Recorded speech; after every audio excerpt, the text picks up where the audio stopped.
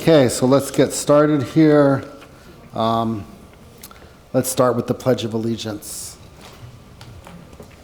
I pledge allegiance to the flag of the United States of America and to the republic for which it stands, one nation, under God, indivisible, with liberty and justice for all.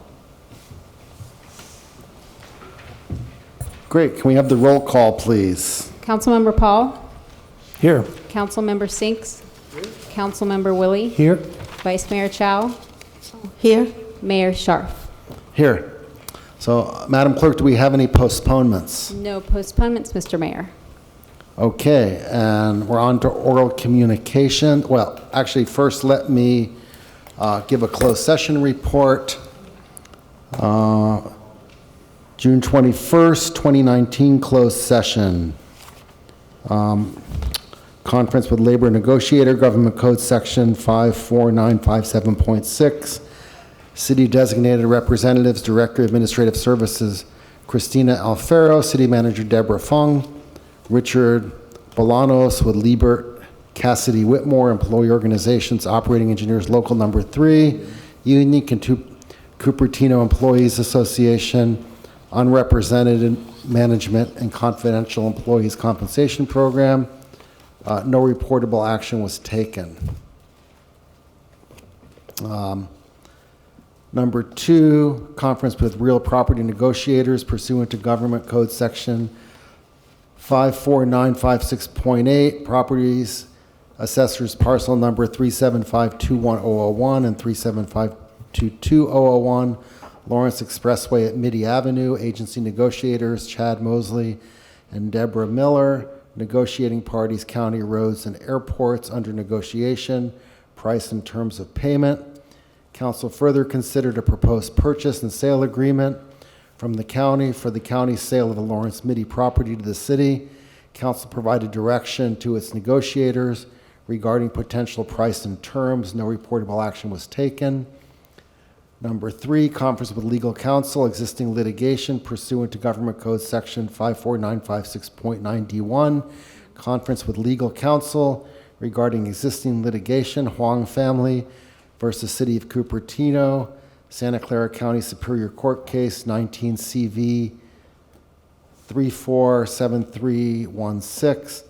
Council considered a lawsuit against the city followed by the Huang family seeking to vacate code enforcement fines for the unpermitted construction of a 2-story structure that violates the city's height and setback limits. Council authorized the city attorney to defend the litigation by unanimous vote of all council members. And today's closed session is conference with legal counsel pursuant to Government Code Section 54956.9D1 regarding pending litigation, Friends of Better Cupertino versus the City of Cupertino, Santa Clara County Superior Court case 18 CV 330190 SB 35 Valco project. The council discussed with legal counsel this pending litigation for which discussion in open session would prejudice the city in the litigation. No reportable action was taken. Okay, now we are on to oral communications. If you wish to speak, please fill out a blue card. You each have 3 minutes. I have 3 cards: Lisa Warren, followed by John Gies, followed by Alejandro Marti. Welcome, Lisa.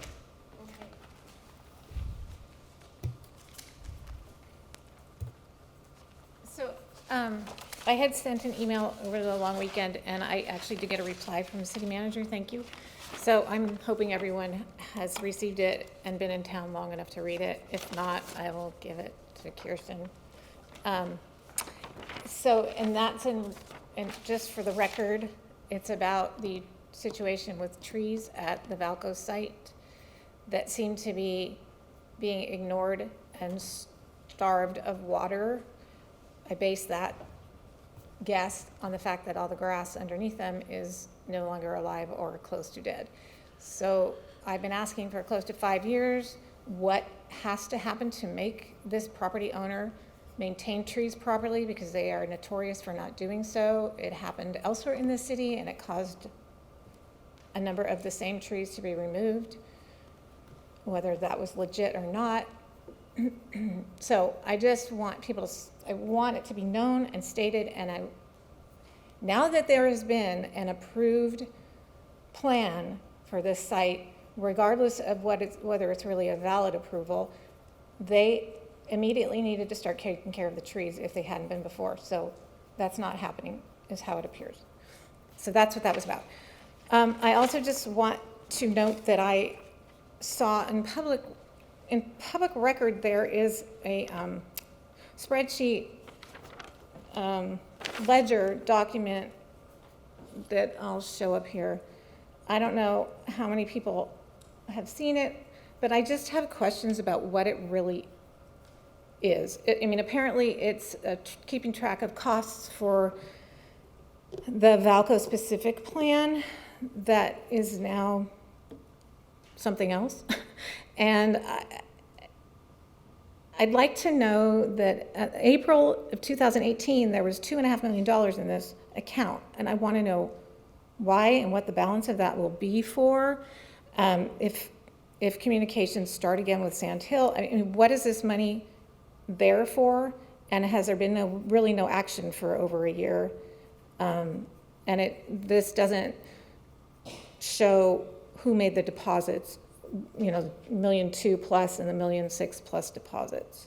So it just made me very curious. So I just wanted to bring that up. And that's it. Okay, thank you. So can staff look into the issue with the trees, including the trees that are not visible because a road is closed?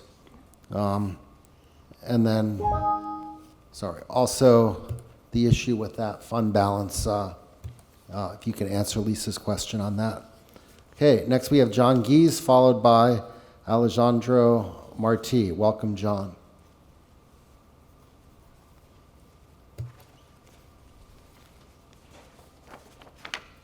Thank you, Mayor Scharf.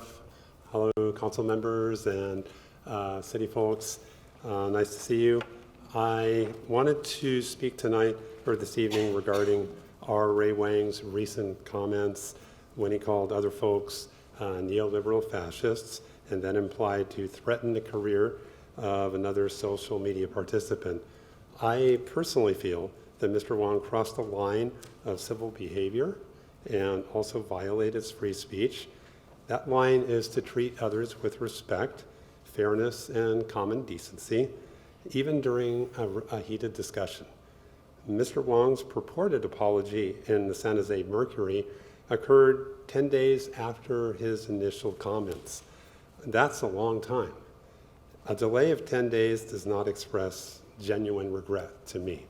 It seems to rather suggest that Mr. Wang hoped to avoid disciplinary action by apologizing. I am here speaking as a resident who sees respectful discourse in our fine city declining, especially on social media. Personally, I won't stand for it. Our fine city is better than this. We all need to stand up and own our behavior, whether it's good or not so good. Mr. Wang is the chair of our planning commission, and we expect civil behavior from Mr. Wang, both during business and non-business hours, personal time. Mr. Wang's behavior crosses a firm line, and there must be firm consequences. So I ask that Mr. Wang resign, or for the council to appoint a replacement chair. In closing, I ask that we help to restore respect and civil discourse from ourselves, our neighbors, and our city government. Thanks for your attention. Hey, thank you. Next we have Alejandro Marti. I apologize if I didn't pronounce your name right. Welcome. Dear council members, I'm here to deliver a message on behalf of Richard Mellinger. Mayor Scharf, council members, my name is Richard Mellinger. I regret that I cannot deliver these remarks in person. 2 weeks ago, Planning Commission Chair Ray Wang posted a diatribe on Nextdoor about the redevelopment of the Valco Mall, in which he accused pro-housing advocates of being anarchists and neoliberal fascists. I tweeted that his comments were an unhinged rant and demanded he recuse himself from any future considerations of the Valco redevelopment. In reply, he wrote on Nextdoor, "Well, that's fun, smiley face. We'll have to talk to Richard's employer, Dropbox, smiley face." He urged his followers, next time you get harassed by a YIMBY, track down their employer and send their HR, legal, and CEO a letter outlining their YIMBY stance. It goes a long way to getting them reprimanded, and in some cases, a dose of reality. The city has attempted to distance itself from Wong's threats, stating that he was not authorized to speak for the city and was acting in a purely personal capacity. That is manifestly incorrect. I was criticizing Chair Wong in his public capacity. A public official cannot respond in a public forum to political criticism in a purely private capacity. When Chair Wong threatened my job in retaliation for criticizing him, he did so as a public official, thus making his actions a violation of my First Amendment rights. Chair Wong's attempt to intimidate me has obviously failed, in part because I am a stubborn and generally difficult person. But the main reason it failed is because I am privileged to have a good employer and ample savings. There are many people in this valley who do not have those privileges, who are one paycheck away from homelessness. The precarity of their situation is substantially due to the racist, classist, and exclusionary policies which Chair Wong and Better Cupertino have consistently championed. Faced with angry, wealthy public officials threatening their jobs for exercising their First Amendment rights, many will no doubt choose to remain silent.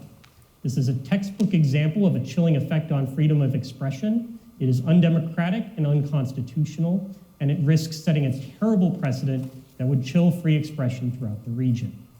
By threatening my First Amendment rights, Chair Wong has violated his oath of office to preserve, protect, and defend the Constitution of the United States and the state of California.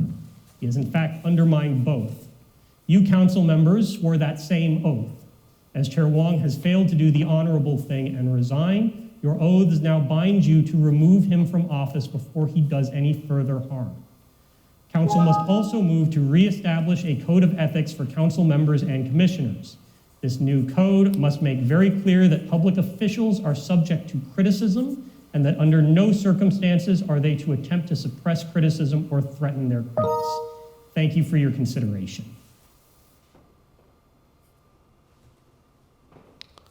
Okay, thank you. Now we are on to consent calendar. So would anyone like to pull any, there's two items. Would anyone like to pull either of those items? I would pull item 3.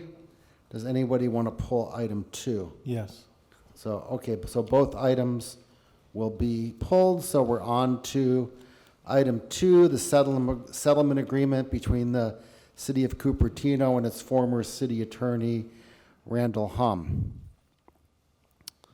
So since Councilman Sinks has pulled this, would you like to comment? Do we have a staff report first? Is there a staff report on the agreement?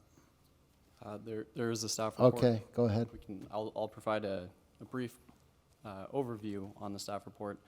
Good evening, Honorable Mayor, Vice Mayor, Council members. Zach Korach, Acting Administrative Services Director. This item is for the execution of the settlement agreement between, as well as the mutual general release between the city and former city attorney Randolph Home. On October of 2018, as well as February of 2019, former city attorney Randolph Home had filed government tort claims with the city, while the city had disputed all liability of such claims. After confidential mediation, a mutual settlement in the amount of $205,000 was reached. Pursuant to the execution of this agreement, 10 days subsequent to the effective date of said agreement, the city will incur an expenditure or cost of that $205,000 amount. And that would conclude the overview of the staff report. Okay. I do have 2 cards on this. First one is Jean Bedord, followed by, well, Lisa, did you want to speak or just wanted it pulled from consent? No, I want to speak. Okay, so Jean Bedord, followed by Lisa Warren. Welcome, Jean. Good evening, Mayor Scharf and council members. My name is Jean Bedord, and I live here in Cupertino. I'm here to express my objection to the handling of the lawsuit filed by Randy Holm, the former city attorney. My first objection is the placement of this item on the consent calendar in a special meeting the first day after the 4th of July week, when most people are just now returning to town. I got back late last night myself. Others are still traveling, so unaware that this item is being voted on tonight. My second objection is to council failure to report Mr. Holm to the state bar for violating the rules of professional conduct governing ethical behavior by lawyers in California. He was dismissed for cause by the previous city council, and those of us who had to deal with him felt the dismissal was long overdue. His allegations against the city were filed late so they could be used by the Better Cupertino PAC to boost their preferred candidates.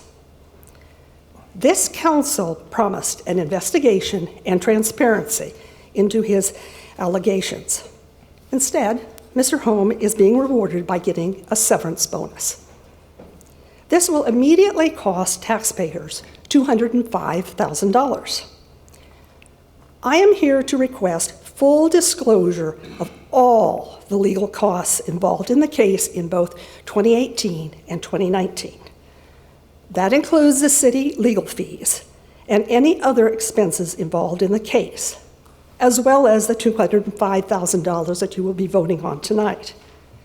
Please make full public disclosure of all expenses before the next council meeting on July 16th. Thank you. Okay, thank you. I would point out that Randall Hum was placed on administrative leave and then resigned by taking another job in another city, and technically he was not dismissed. Next we have Lisa Warren. Welcome. Thank you. So, I guess based on what your decision is on this item tonight, I have a couple questions. One would be, I actually hope to learn from you or legal counsel what Mr. Holm can and cannot communicate following any enactment of the settlement agreement that you have before you. Basically, I'd like to know if the agreement permits Mr. Holm to provide information to residents regarding the SB 35 application project lawsuit. He or his attorneys, for that matter. And also, I'm curious as to what financial account the $205,000 would be paid from, because I didn't see that anywhere in the report. That was really all I was going to say, but when I arrived tonight, I saw a late item that wasn't part of the agenda, and it's a communication from an individual. It's CC, well, anyway. And I presume that you've all read it. It's a 4-paragraph communication titled Settlement of Randy Holm Tort Claim. And I just want to comment on what I read, and this was new to me, as I said, when I came tonight. In paragraph 1, there's a statement. If you have it, you can read it. I don't know that I want to read it, but my thought is, without a more detailed staff report and without any open public discussion about the Holm versus City case, I'd like to understand how this individual that wrote that authored this email, what he's referring to, and how he has information that I don't have from public knowledge or transparency. Paragraph 2, I could make the exact same statement, and in addition to that, I want to understand part of what is said, which is the duty and loyalty and attorney-client privilege was violated by Mr. Holm, and there's a reference to SB 50, which is not even a bill yet. Presumably, he made a typographical error, and he's speaking of SB 35, but I want to know what his email implies is that he knows things that the rest of us don't know. He knows things maybe he shouldn't know. So I'm just a little curious as to where this I'm comes sorry to from. interrupt you, but I don't know what email you're referring to. Oh, Was then it- I will read it if you give me extra time. Oh, okay. Oh, thank you. No, that's fine. Now I have a copy of it here. Okay, and in paragraph 3 and 4, which refers to the timing of Ham's tort filing and was referred to by the previous speaker, I believe, if I understood her correctly. And the notion that 3 named council members recuse themselves is ridiculous. And anyway, Okay, great. Thank you. Yeah, That's- I have read the letter, and yeah, and obviously again, I he wouldn't have meant even talked something about else that here. had I not seen it, but I thought it was worth commenting on. But my initial 3 questions and comments are really what I was hoping to interject. Right. Oh, Thank yeah, I you. think he did mean SB 35, not SB 50, obviously. Even then, I have no idea what he's referring to. So can the city attorney answer Lisa's question regarding what Randy Hum will be allowed to disclose after the settlement, if it's approved?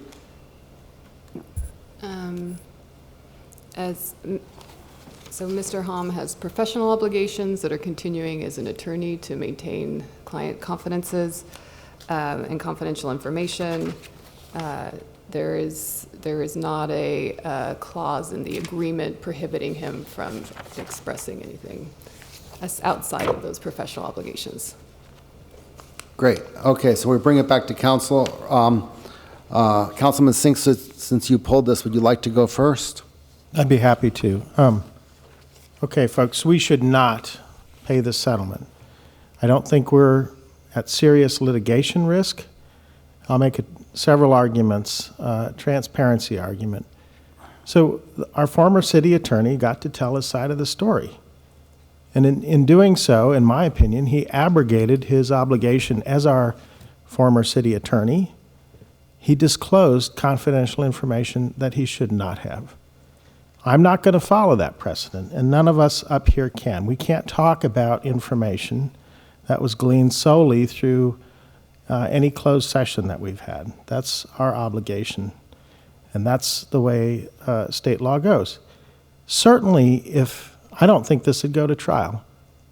I think this is a bluff. But if it did, I'm quite confident that more information would come out. It would be more transparent. And I would love to see a trial. I would love to have more information about what went down out there.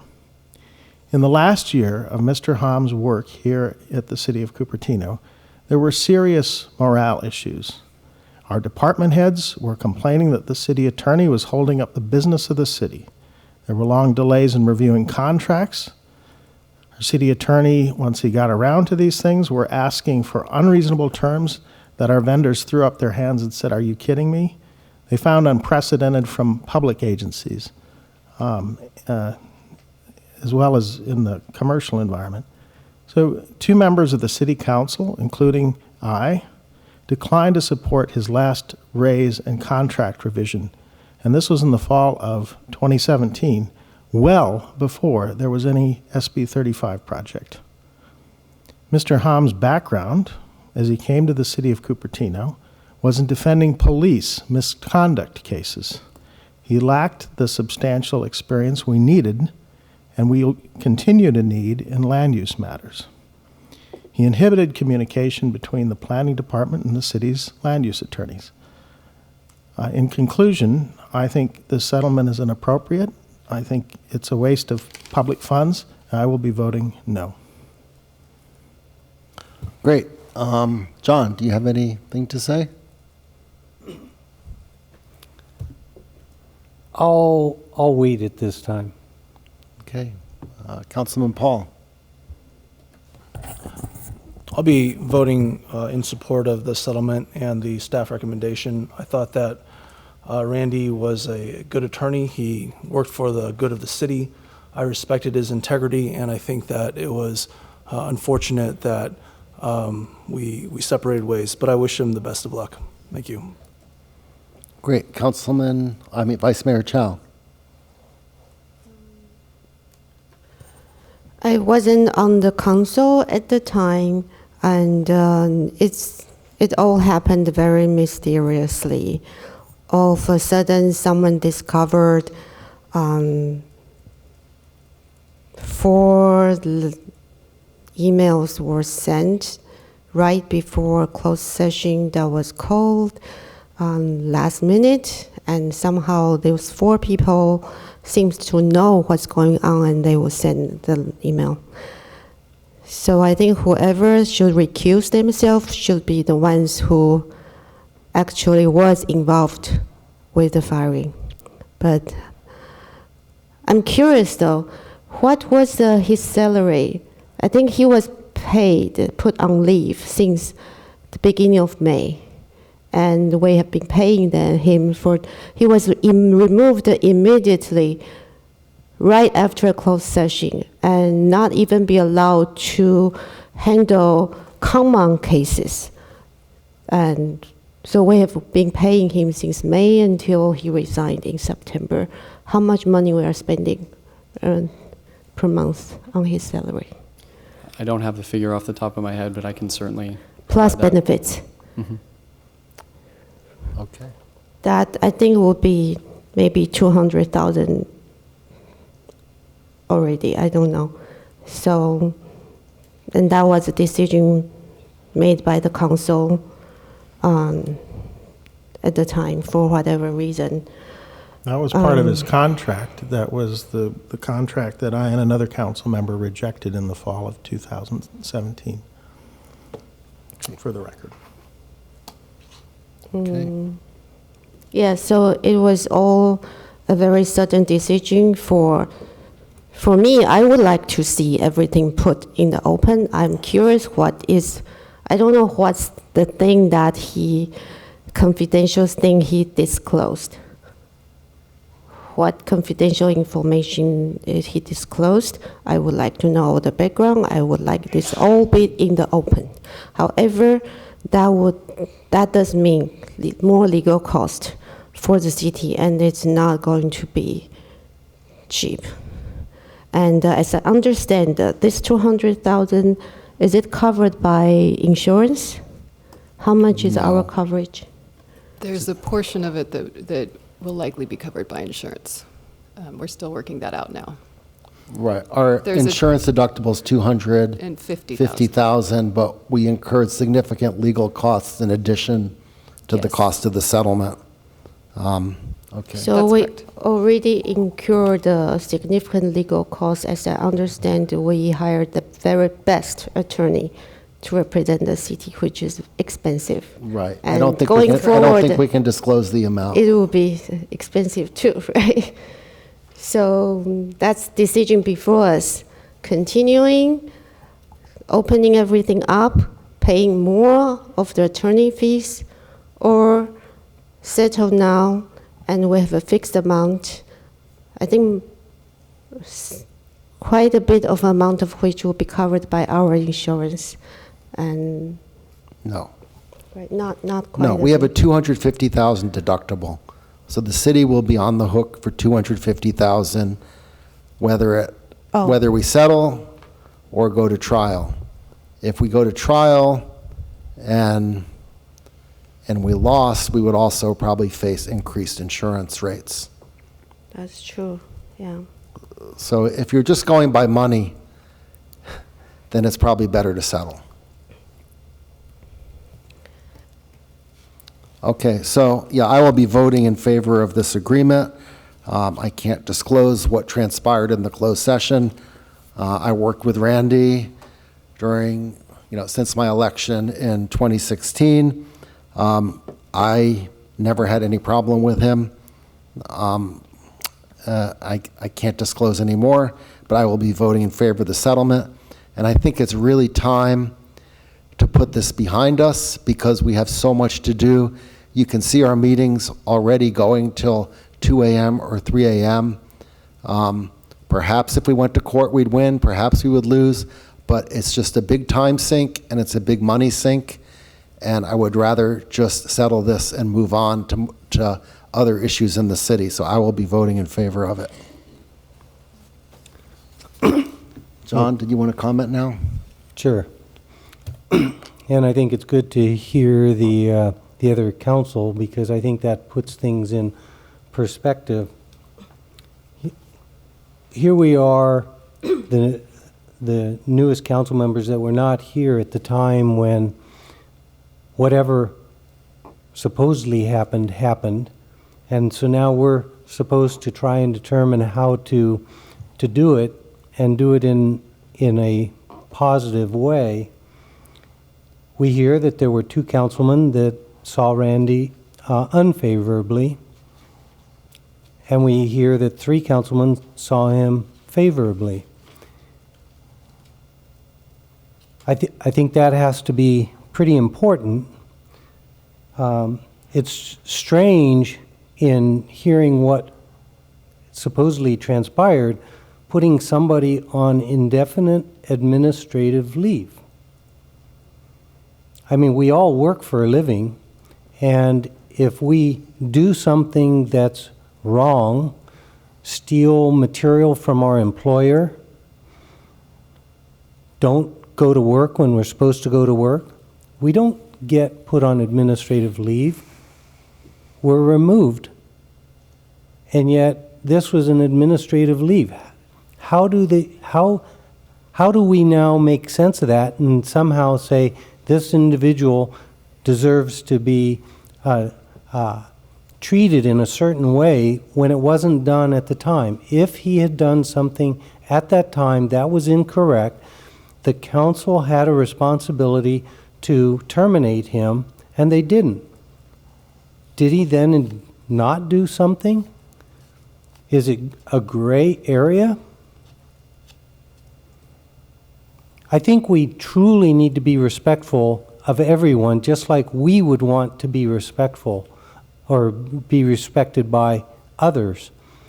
Without some clear information that shows the individual clearly did something wrong, it should have been taken at the time, but we don't have that. We have indefinite administrative leave. Ultimately, when it appears he wasn't going to be put back to work, put back in his office, it appears he then went out and got another job. And once he got the job, he looked at the situation, seems to have said, this wasn't fair. Again, we don't know what was fair or what wasn't fair, but it sure seems like it wasn't handled at the time that it should have been handled if there was something wrong. Why would 3 councilmen say they viewed him favorably and only 2 not favorably? It seems like there's a problem there. So I think we have to be respectful. The amount that is being requested, you know, it was higher, and this seems to be a manageable settlement.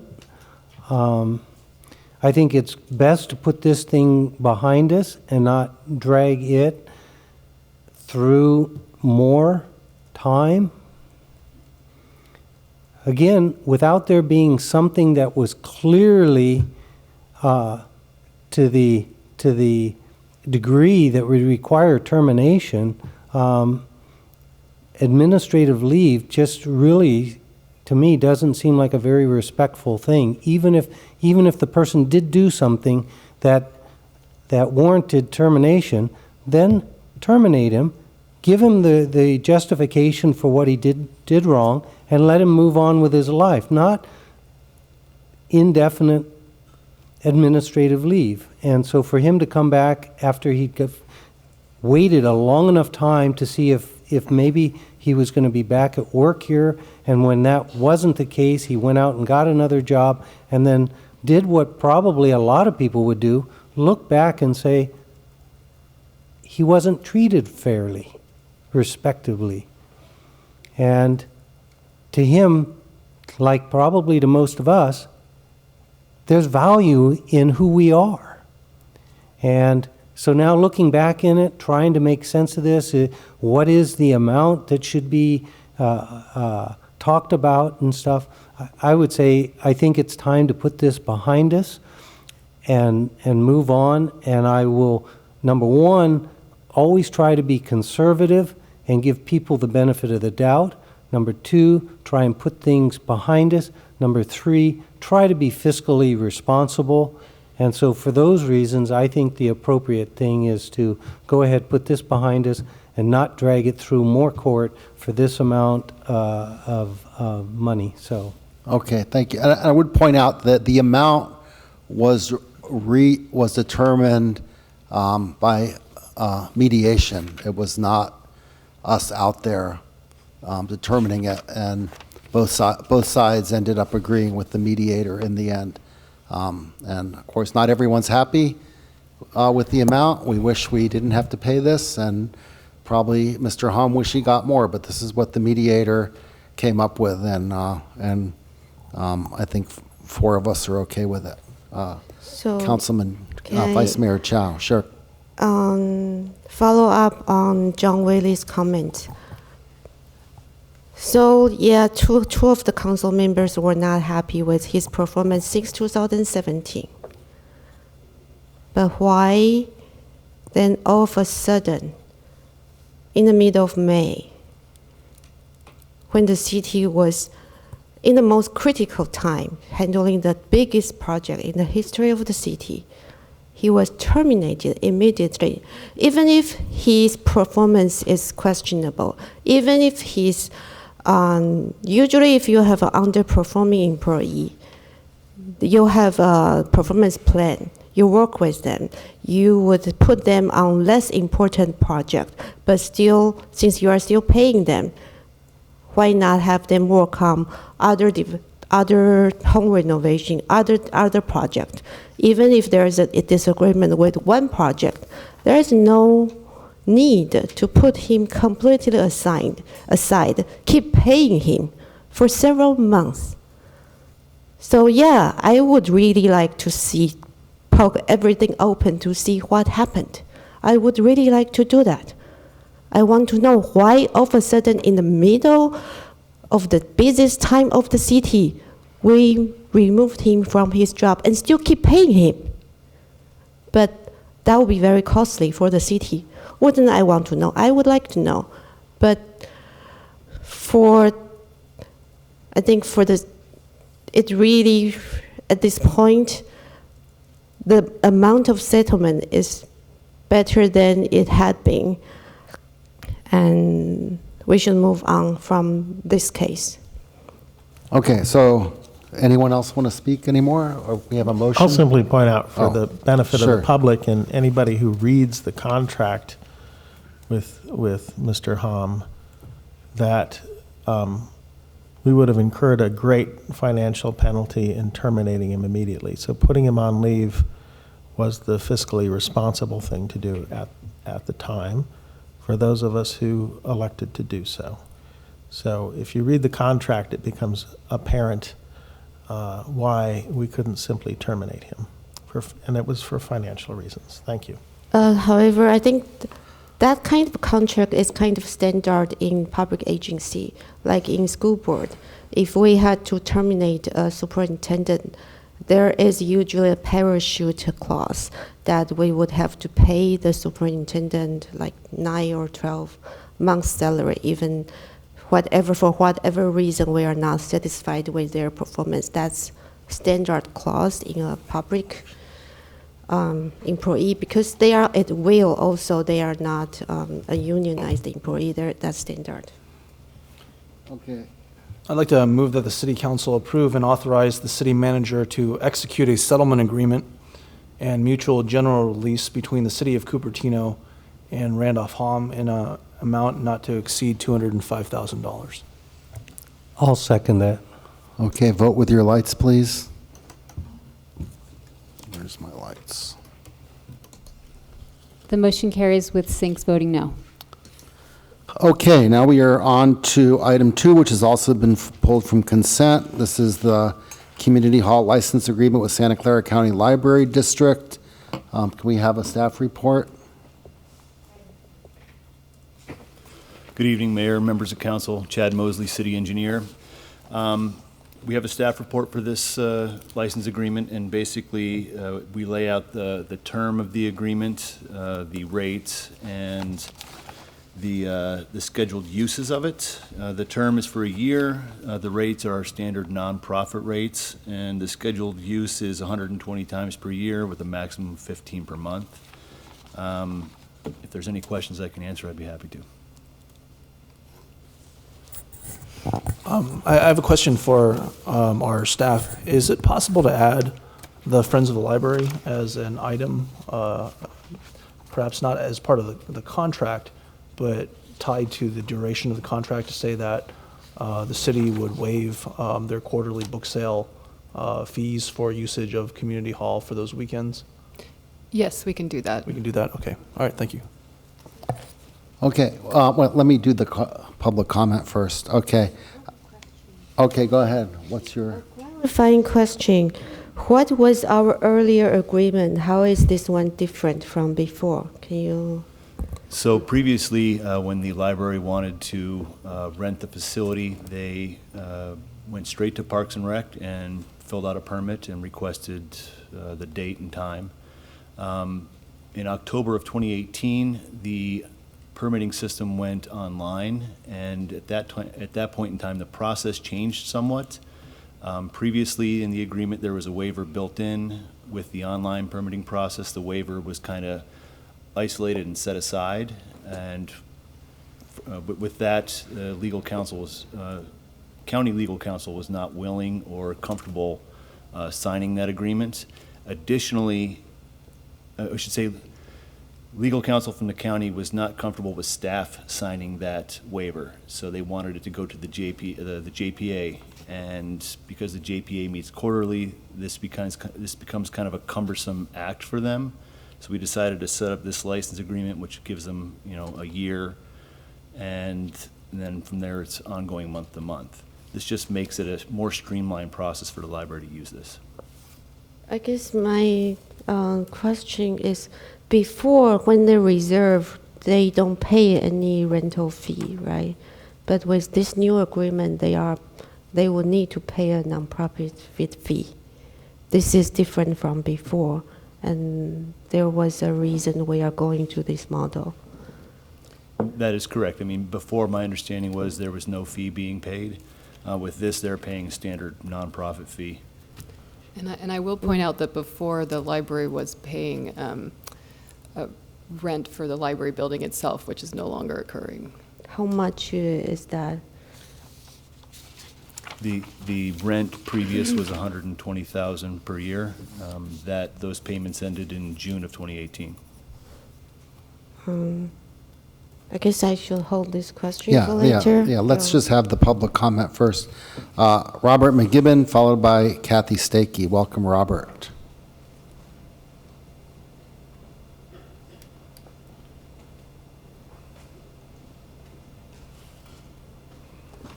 Well, I'm not used to this quiet venue up here. Hello, Mayor Sharp and council members. My name is Robert McKibben. I'm president of the Friends of the Cupertino Library. The Friends is a nonprofit 501c all-volunteer organization. We sponsor 3 used book sales a year to raise funds to support a myriad of programs at the Cupertino Library.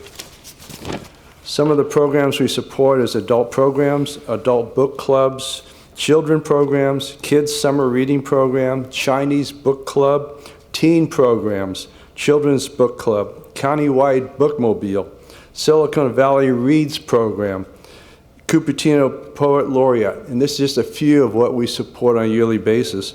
We also are involved in purchasing the Go-Go Biblio, fully funded by our organization. And that's a bookmobile you'll see out here that the library takes out throughout the community to, again, spread the word on reading and books. So you can see we support a lot of myriad programs at the library. We have been doing this for over 30 years. The last 16 years using the community having free of charge. This arrangement was agreed with via a verbal agreement between city staff and the Friends 16 years ago. Oh, by the way, your draft agreement says 2014 this building was built. I believe it was 2004, so you'll need to correct that. The present draft community hall license agreement has no mention of continuing this historic and important fee waiver for the Friends of the Cupertino Library. In fact, under item 1, grant of license, permitted activities, the used book sales are not even listed as a permitted activity. So if you sign off on this agreement, we would still not be able to have the used book sales here because it's not considered a permitted activity. As written, even if permitted, the Friends would be charged thousands of dollars to sponsor these community beneficial events where hundreds of Cupertino residents come to purchase thousands of books at a nominal fee. The Friends are requesting the City Council to direct staff to include the no fee waiver in the license agreement as it has been going on verbally for the last 16 years and beyond that, and include the used book sales as a permitted activity. Also, what I wanted to mention too is, as a side note, due to the increased usage of e-books, the Friends have seen the revenue from these book sales decrease approximately 30% in the last several years. So if we're charged thousands of dollars to put on these book sales, it becomes non-beneficial for the Friends and also for the library. This is also placing an added strain on funding these important programs at the library. And I'm here to answer any questions you have about what Friends of the Cupertino Library does and how important it is to this community. Oh, so first of all, thank you for catching that error about 2014 versus 2004. You're welcome. So if a program room eventually gets built at the library, would you be using that for the book sales instead of the community hall? I think it depends on the size. This is very beneficial, what we have here, and we've been setting up here for 16 years. It would be, if it's the same size and so forth, it may be beneficial because right now we have to take the books, and there's 300 or 400 boxes of books that we bring from the library over to here every book sale to set up. So if it was the same size, then yes, it may be beneficial to have it over there at a new room. Right. Is it less books now because of ebooks that you're That's what selling? we're thinking, is there's less books being donated. Again, we take all the donated books that come to the library, we sort them, we put them in books, categories, and then we sell them through the used book sales 3 times a year. Right. Okay, great. Next, do you have a question before I call the next speaker? Yeah. Okay. How many hours of the community hall use do you usually need for book sales? What we do is 3 times a year, we set up Thursday morning, we sort the books Thursday evening and Friday, and then we have the used book sales to the public Saturday and Sunday, and then we tear down on Monday. So there's probably, just physically with what we do on those days, we probably put in between 300 and 500 hours to basically have this function happen the way it does. What I mean is, right now, you are using this room for free based on the use agreement. And it's counted as per every time you use it, right? Even if you use the whole day, it's counted as one use. But then if with this agreement, it might be counted as, it's still not by the hour. The charge to the way I read it was $80 an hour, and I'm not sure how they would charge us. They could charge us for 24 hours, Thursday, Friday, Saturday, and Sunday, and then half a day Monday, I'm not sure. And I think it's $30 per hour on Saturday and Sunday. But even that fee would essentially negate the money we bring in and that we can give to the library. Again, all the funds, 100% of it goes to the library and their programs. I'm just curious, have you calculated how much extra you might need to pay under the new agreement? Off the top of my head, I would say somewhere between $2,500 and $5,000 to rent this. I'm just curious. I mean, here we are entering into a contract between us and the JPL, the JPA, right, that does the library. You're a completely separate nonprofit entity, correct? That's correct. So what I'm thinking is to do this cleanly.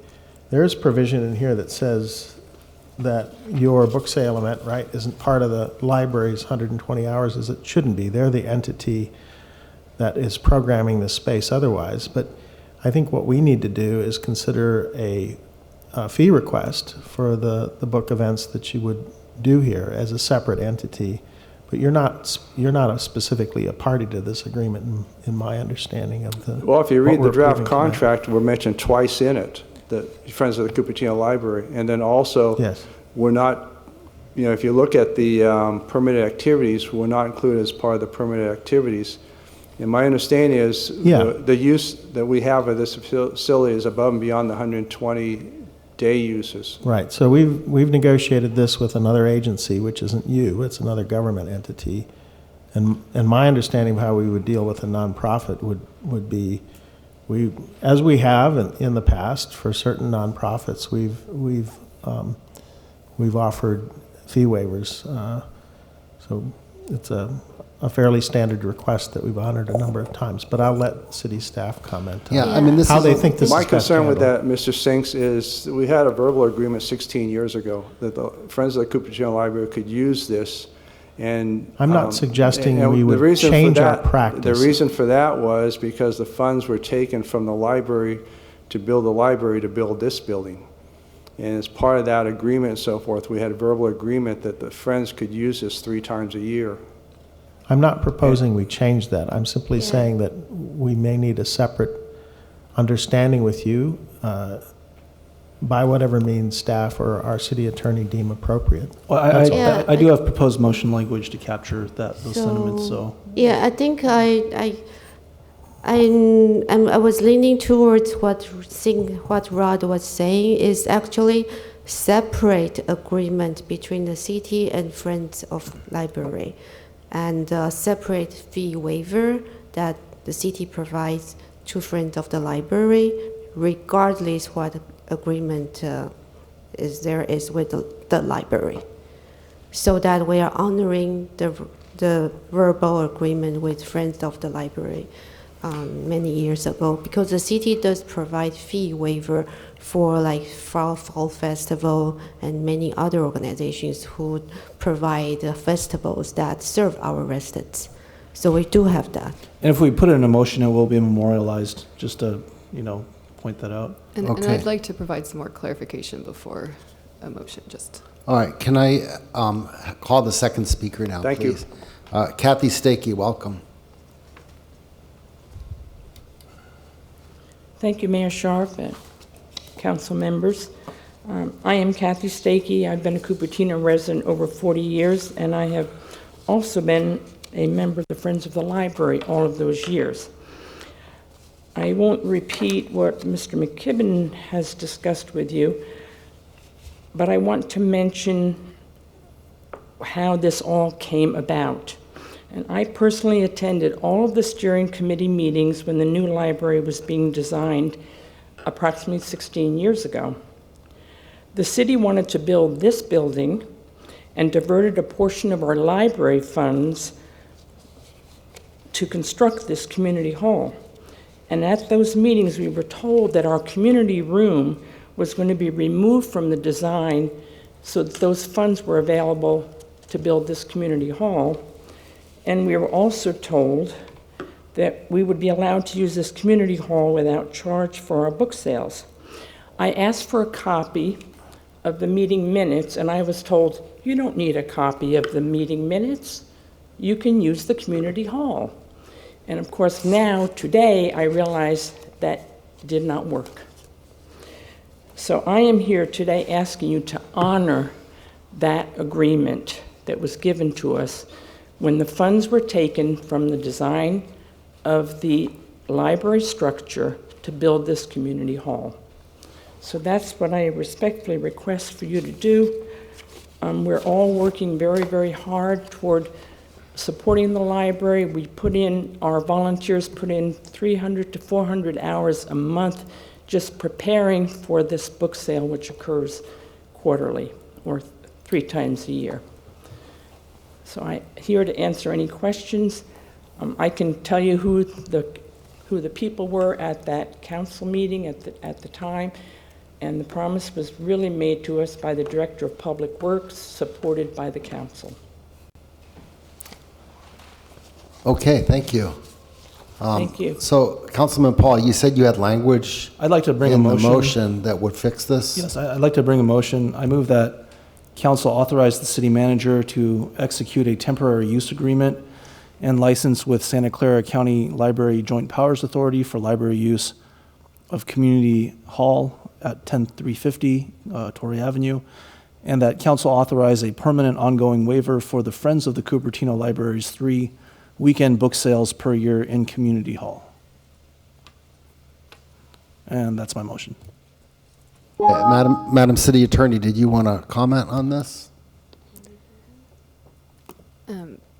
I would just point out that the agreement applies to events co-hosted by the library and another organization. So to the extent that the book sales are co-hosted, I think we could provide language in the agreement to clarify that the terms in the agreement that the library pay a nonprofit rate does not apply to those book sales would be. And it's not included in the 120 uses, And that's right? already in the agreement, Okay. yes. So that would be another go. I have a little concern about the language in the proposed motion to be a permanent ongoing. There's, it's kind of tying the hands of future council members. Well, they can always undo it.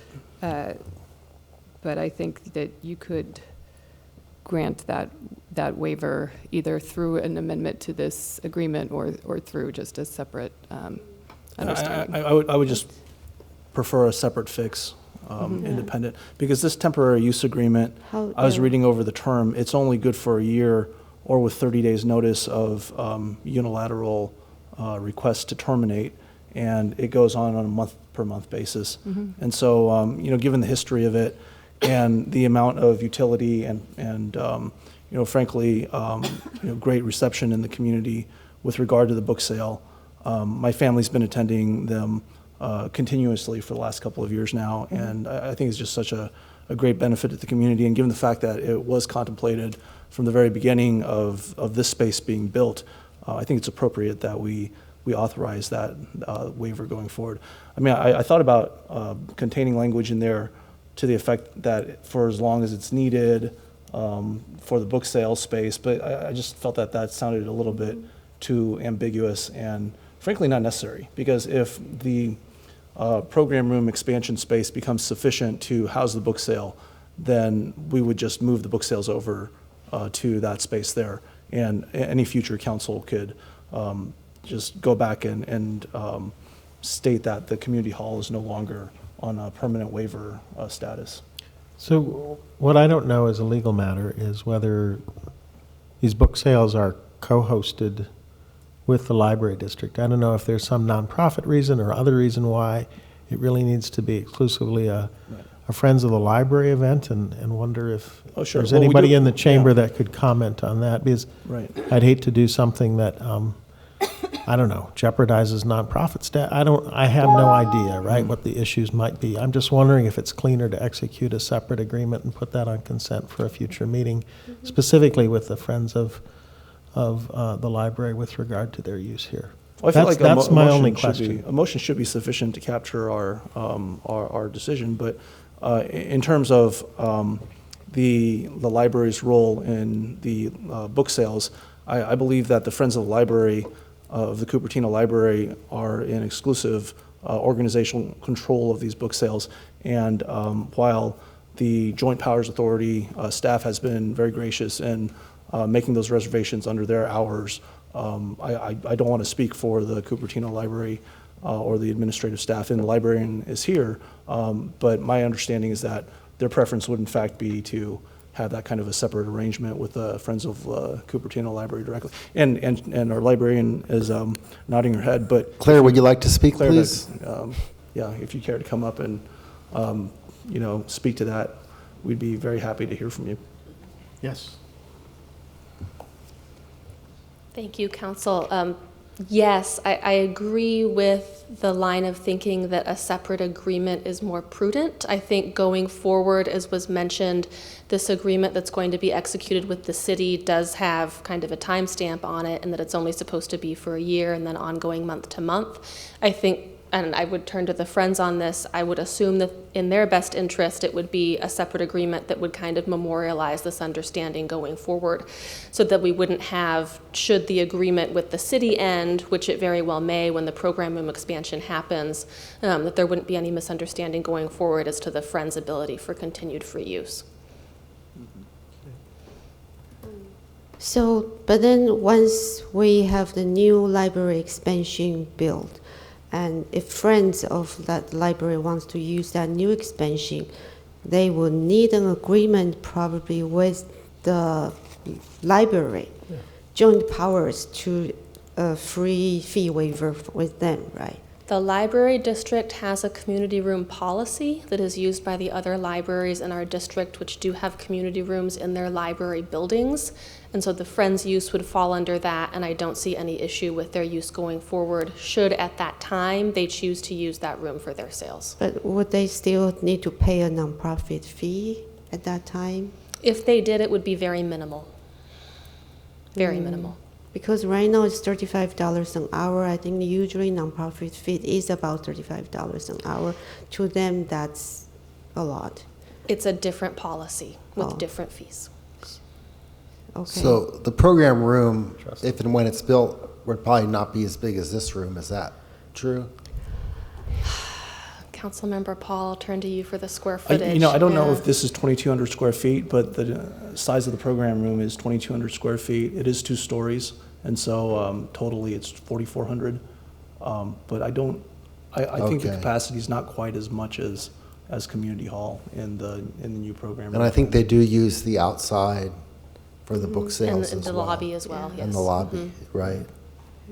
Okay. And the dais is retracted when the Right. book sales are here, so there's a bit more space. I do have extra question regarding the funding.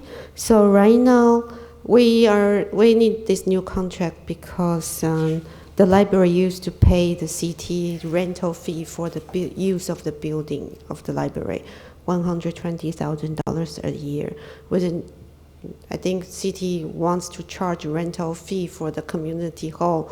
Right now it's because the library, county library won't pay the city $120,000 a year now. And but then this is trying to recover that cost by charging a rental fee for community hall. I do wonder how much this rental fee would impact your budget. How much do you expect you will, for your budget, how much you would need to pay for this? Your budget comes from the county, right? And if you use too much for room rental, you might need to reduce programs. So I'm just wondering how much impact is there. The city staff did include an estimate in the staff report for what that might be. We are also looking at this as perhaps a temporary agreement pending the program room expansion. Many of the programs that we might be holding here in Community Hall would likely shift to that room. So then that would, in future, certainly not incur the same cost that we would be looking at for the immediate future. Okay. I mean, just to be clear about that, there was contention about the $120,000 a year ending. If I take 3 hours at $35, which I heard somebody quote as the nonprofit rate, sounds familiar to me, not sure. It's 30, but yeah. It's 30. On weekdays, yeah. Okay, so let me just try this. A program with setup time and all, let's say it's a 3-hour use times $30, that's $90, right?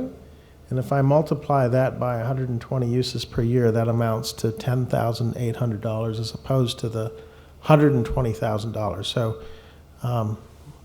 anybody out there watching this thinking we're being mean to the library ought to think again. We were receiving, and what was in contention was $120,000 a year. Now, we built an all-new building in the library at the same time we built this on the city's dime, and we're still paying the debt on both of these buildings, and we will for another, how many years? 15 years? 12 years? 12. So we're still incurring a significant debt load for this.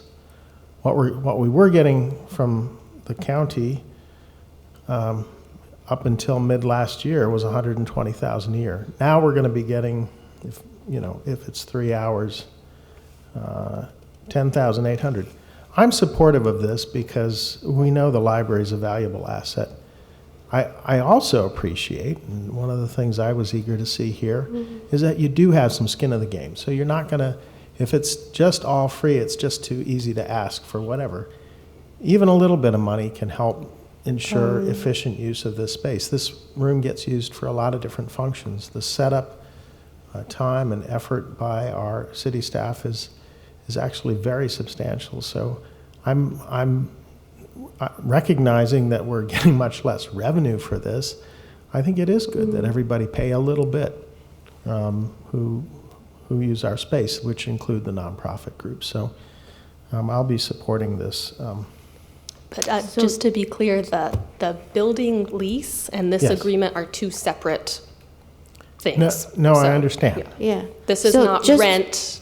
To No, clarify, this is not associate rent, with this the is a lease. usage Yes. fee, Yes. right? But It's different, effectively, yes. we were helping fund the debt payments with what the JPA was giving us. There was an argument with county council saying, we're done with this, we don't want to pay anymore. We didn't seem to be on terribly strong legal ground, and so now we have instead, we've come up with this. So yeah. I hope everybody's appreciative of what we're doing for the library. Thank you. Just to clarify, the rate for weekend, Friday to Sunday, is $80 an hour. $30 is for weekdays. And the Yes. staff report has an estimate of an annual revenue for the city from the room rental fee. It's $9,600. So it's less than the $12,000 if we had charged the rental fee Right. from the library. Yeah, fair enough. And Okay. the It's a reason matter that of- we are considering that is also because the county library is paying rental fee for the other county libraries in other cities, but because of certain policy change, that they wouldn't be paying the use of Cupertino Library anymore. So that's why we are trying to recover some of that cost. Okay. John, do you have anything?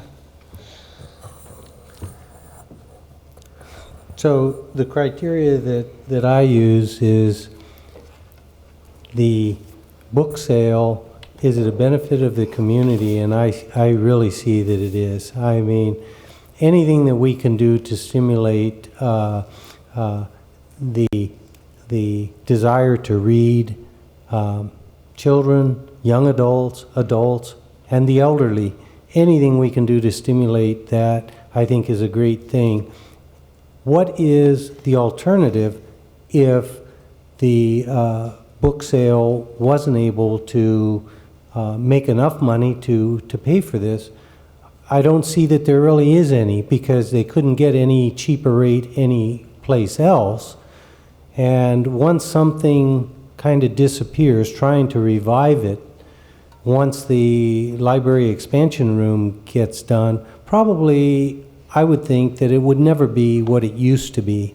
Keep it going, and I think it'll carry on once the library expansion, unless it proves to be a better venue here. There is change on the horizon with the library expansion, so I don't think we're contemplating that, well, gee whiz, it's always going to be utilizing some of our precious city revenue. It is got a alternative that's potentially on the horizon, and that extra money, while true, it would be putting some skin in the game. I see 400 to 500 volunteer hours as a lot of skin in the game, and when that many hours, that many people are willing to donate their time, I just don't think we want to hinder that with a financial trying to put things into dollars and cents.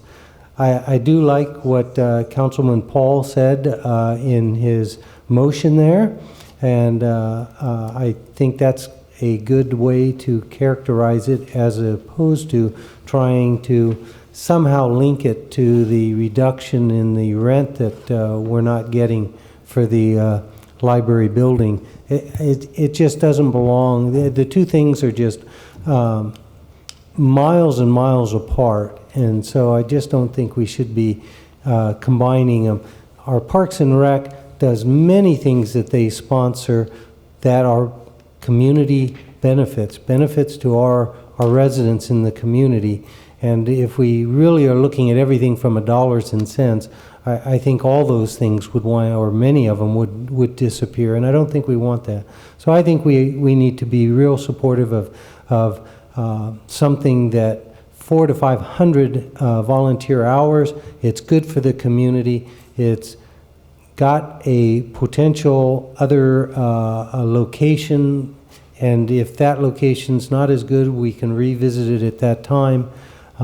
And maybe at that time, if the library is renting out the library expansion, then maybe they would have some offset revenue. Maybe we could revisit it at that time. So I'm glad that Councilman Paul came up with a way to look at this. Great, thanks. Okay, I'd like to just modify it? Okay. Oh, you want to modify? No, I'd like to clarify with regard to noticing concerns that the Friends of the Cupertino Library have been making their reservations through the Joint Powers Authority's library reservation understanding and agreement in the past. And so my motion is simply breaking out the Friends of the Cupertino Library and that past understanding and practice from the current agreement. And so I want to be able to, clarify that this is something that has been standard practice in the past, and we're just, making an allowance for the Friends of the Cupertino Library to continue making those reservations, although it's going to be under a different mechanism per this motion. I have some questions. Having had no second, I would be happy to modify the motion if it's the pleasure of the council to make it parallel with the first part of the motion and to make it an authorization that the city manager negotiate an agreement with the Friends of the Cupertino Library as opposed to making an outright waiver. But I can make that modification or just keep it as it is. I would second keeping it as it is. Okay. Well, if you have a second, then I brought a motion. It's seconded, and Mr. Mayor, if you care for further discussion. The motion is to have separate agreement or one agreement? The motion is to have one agreement with the Joint Powers Authority and to have a waiver for the Friends of the Cupertino Library. Inside the same agreement? No, separate from that. Separate agreement, it's one motion, right. but there's an agreement. Two agreement. There's an agreement and a waiver, and an ongoing waiver for the Friends of the Cupertino Library. I have a question still regarding why is this agreement with the Joint Powers Authority a temporary use agreement for only 1 year? Was there a still unresolved issue that we would expect to come back next year?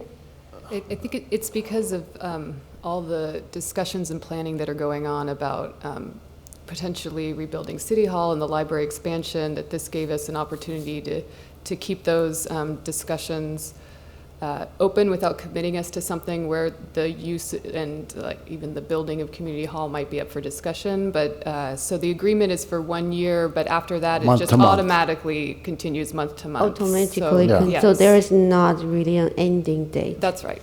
Right, we could end it. Because it might take several years for the library expansion to finish, yes, and that's the understanding why we made it month to month. All right, so another question is in terms of priority reservation. As I understand, the library, do they get priority in terms of reserving the room? Do they still get it?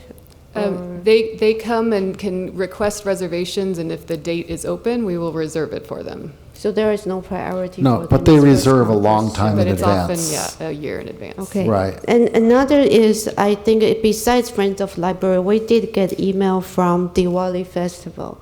They are, I think they are a library program, right?